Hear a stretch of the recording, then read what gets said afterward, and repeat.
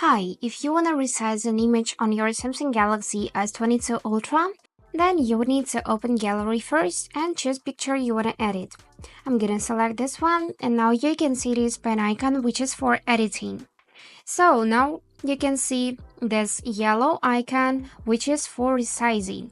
You can just zoom in or out using this pinch gesture and just choose which object you want to keep in the center, for example like that.